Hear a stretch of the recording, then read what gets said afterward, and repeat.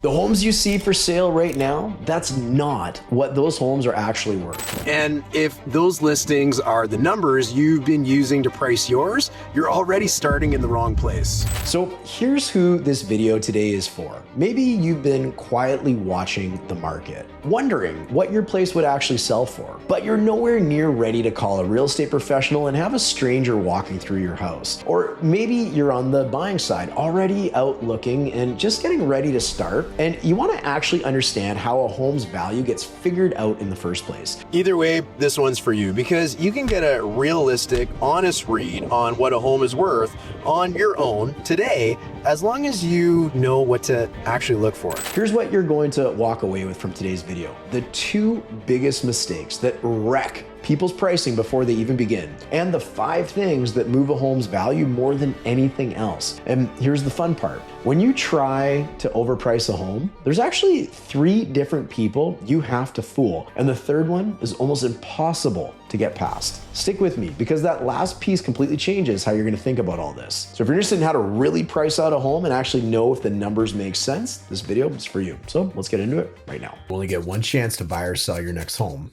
Let's get it right.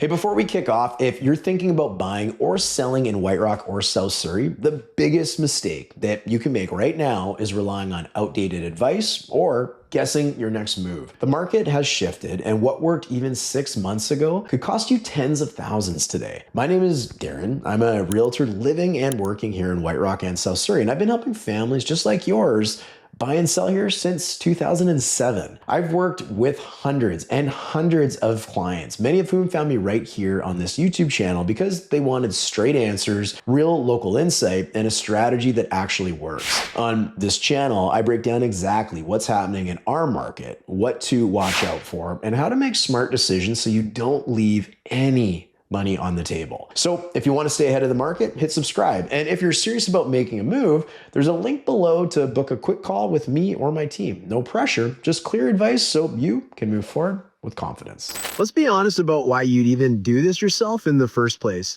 You're not ready to have a stranger walking through your home. You don't want to feel the pressure of a sales conversation. And you definitely don't want to feel like you've started something before you're actually ready. That's totally fair. But you still want a number that you can trust. So let's get you one the right way. And that starts with clearing out 2 things that gets almost everybody. The things that almost everybody gets wrong about pricing their own home. And that's normal, I get it. It's an emotional thing. It's your house. You know all the work and the care and the memories that you've put into living there. So it clouds your judgment. But if we get some of these mistakes out of the way, you're gonna make much smarter decisions and look at it from a different angle. So mistake number 1, and this is a big one, is pricing your home or guessing what your home's price is based on what's currently for sale. Here's the problem with doing that. Active listings don't tell you what homes are worth. They tell you what other sellers are hoping to get. Anybody can ask any price they want when they're selling their home. That house down the street that listed sky high, it might sit there for 6 months and never sell at that number. So when you price yourself against active listings, people trying to sell their home, you're not measuring against reality. You're measuring against other people's wishful thinking. What you actually want is what homes have sold for. Sold is fact. That's what actual buyers in the marketplace, looking at all the homes available, that's the home they decided on, and that's the home that they negotiated on, and that's the price that they got for it. Homes for sale are fantasy. Homes that sold are reality. Now, that doesn't mean that other homes for sale can't be priced well. It just means that until they actually sell, you have no way of knowing. Mistake number 2 is leaning on your assessed value. And this one gets so many people. Now, it's not completely useless. It can be a rough reference point, but here's the catch that most people miss. By the time an assessed value reaches you, the data behind it is already about 6 months old. I want you to sit with that for a second. You're trying to figure out what your home is worth today, and you're reaching for a number that's built on a snapshot from half a year ago. That's like checking a weather forecast from 6 months ago to decide whether to grab a jacket on your way out the door this morning. It's completely backwards. And on top of that, there's no clean rule for how an assessment lines up with actual value. Some homes sell well under it and some sell well over it. So whatever you do, don't anchor yourself to your assessed value. It's just simply not an accurate number. Okay, so here's the part that reframes this entire thing. When someone tries to overprice a home, What they're really doing is trying to fool three different sets of people, and they get harder as you go down the list. Now, if you want to skip this part and get right into what gives a home value, go ahead and skip. You can check the chapter marks in the description down below this video, but I implore you to hang around because this is quite important talking about these three parties. So let's build on a quick bit of common ground first. Whether you're here in White Rock, over in Surrey, or honestly anywhere in the Lower Mainland, heck, anywhere in the world, this works for pricing basically any property. And we're going to start with one simple assumption here, that nearly every buyer is going to need a mortgage. Hold on to that though, because that matters more than you might think. The first person on our list of the three people that you need to fool is you've got to fool the buyer. And honestly, the buyer's the easiest one to fool. Buyers are emotional. They fall in love with a kitchen, a backyard, a feeling. And emotion can stretch someone and get them willing to pay something that maybe they otherwise wouldn't. They're emotionally hooked. They might have looked at a few homes before, but they usually don't have the full picture of what's out there. And they definitely don't have the professional lens to figure out what a fair market value actually is. So as someone, let's say you're a home seller, who can put any asking price on their property, you might stand a chance in fooling a buyer. Now, the second person that needs to be fooled is the buyer's realtor, if they have one. And in our market, most of them do because they know the kind of value a good agent brings to the table. This is where it gets a little bit tougher. A good agent pulls the sold comparables, knows the neighborhood cold, and is going to gently pull their buyer back down to earth from any number that's out of this world. And to be clear, realtors are held to a code of ethics here. They work in their client's best interest, which means in this case, they're coaching their buyer towards genuine fair market value, no matter what the asking price is. Now, that doesn't make them bulletproof. They can still be wrong, but these are professionals doing this every single day. And that makes it a whole lot harder to slip something past them. But who's the third person that needs to be fooled in this scenario? And are they almost impossible to fool? Well, remember earlier in the video, I had the assumption that I made that nearly every buyer needs a mortgage. Well, let me put some real numbers behind that. Across Canada, somewhere between 75 to 85% of all transactions are estimated to require a mortgage, which means all cash purchases sit somewhere around 15 to 25%. Now, here in the Lower Mainland, it shifts a little. Roughly 72 to 80% of deals need financing. And a lot of those cash buyers come from two groups. Makes a lot of sense. Downsizing baby boomers who are sitting on massive built up equity from older, pricier homes, and investors. But here's the one thing I really want my condo owners to hear, especially because that's the market that most of you have your buyers coming from, the people that require a mortgage to finance. In the first time buyer category, an estimated 94% need a mortgage. So back to that third person, and who is it? Third person that we need to fool? That's an appraiser. And here's what makes the appraiser different from everybody else in this chain. They work for the bank. They do not care if everyone likes each other. They don't care how excited the buyer is. They have zero emotional stake in whether this deal closes or not. Their entire job is to look at numbers and protect the bank's money. So even if you charmed the buyer and somehow slipped one past their agent, the appraiser can step in, value the home lower, and watch the financing completely fall apart. That's the wall an inflated price runs straight into, which is exactly why doing this homework honestly, comparing yourself to what's really happening, not what you're hoping for, matters so much. So when you finally sit down to compare your home to others, these are the 5 things that move the needle the most. And I'm giving them to you in order of impact. But before we get into that though, a quick heads up. If you're thinking about buying a home anywhere in BC, you're gonna wanna grab a copy of our free guide, 18 grants and rebates for home buyers. We've pulled together every program we could find, federal, provincial, and even some lesser known local ones, and simple ways to actually use them. Most of these are buried, confusing, or completely missed by buyers, and this could save you thousands of dollars. It's free, and you can download it right now by using the link in the description of this video. Okay, now let's get into the top 5 most impactful things that influence the pricing on a property the most, given to you in the order of impact. Number 1 is the location, and this is the big one, the single thing about your home that can never change. And at this stage, I want you thinking big picture. The municipality that your home is in, and even the specific sub area within it. This is where people make enormous mistakes because land value changes dramatically from one community to the next. To put this in perspective a little bit, picture 2 completely identical detached homes, same size, same age, same finishes, built off the exact same blueprint. Now,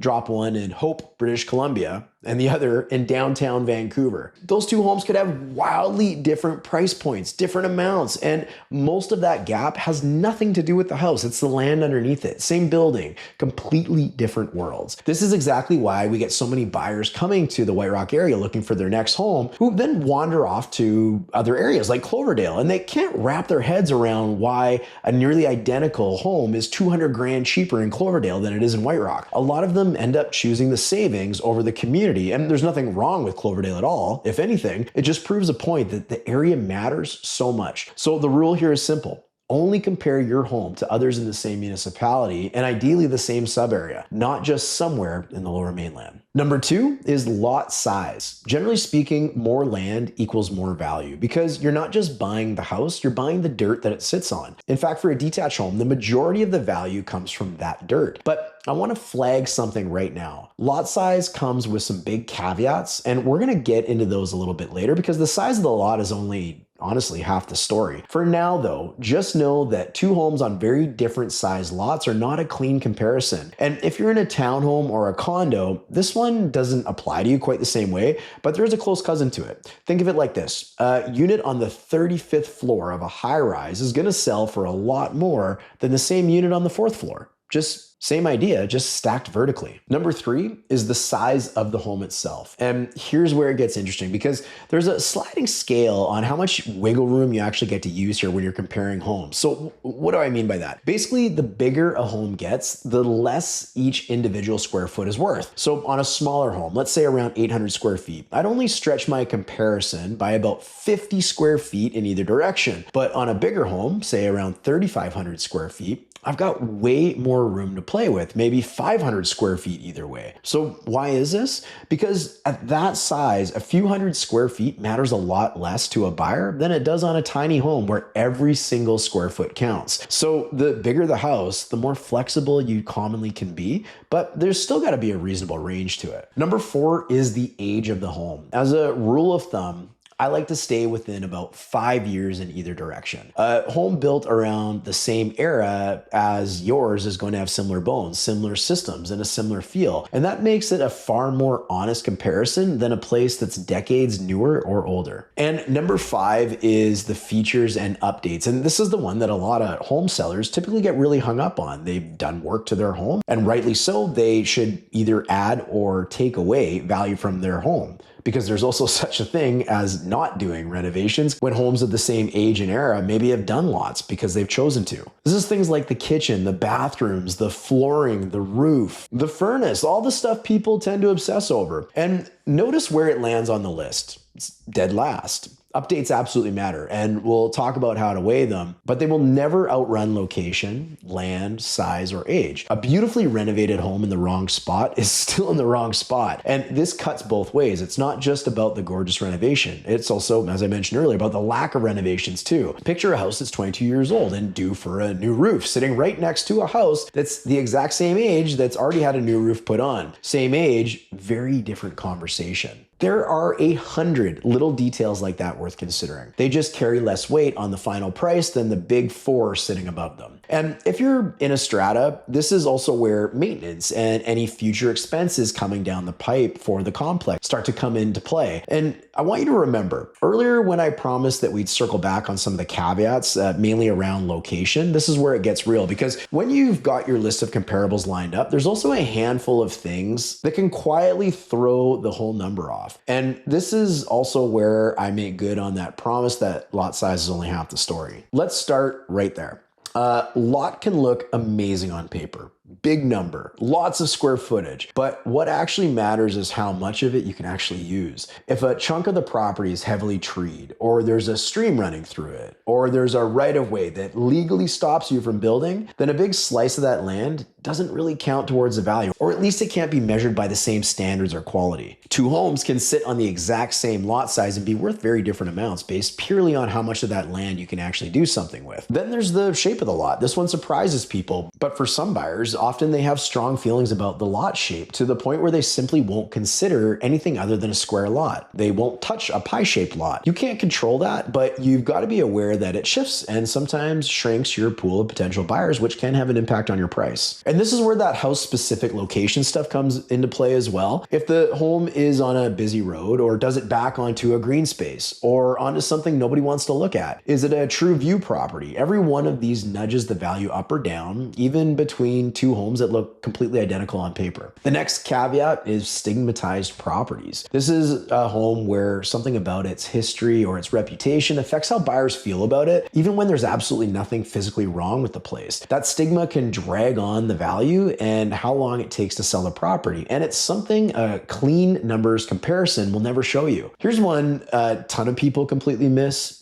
Time matters and prices are not set in stone. Every single day a home sits on the market tells a story, and the moment a similar home near you lists or sells, the whole landscape shifts. If a comparable place just down the street sells for a certain number, that instantly becomes the new reference point in every buyer's mind, and it directly shapes how they react to yours. Real estate isn't frozen. It's moving constantly. And finally, the biggest force of all, the larger economy, interest rates, the overall mood of the market, the headlines people are reading every day.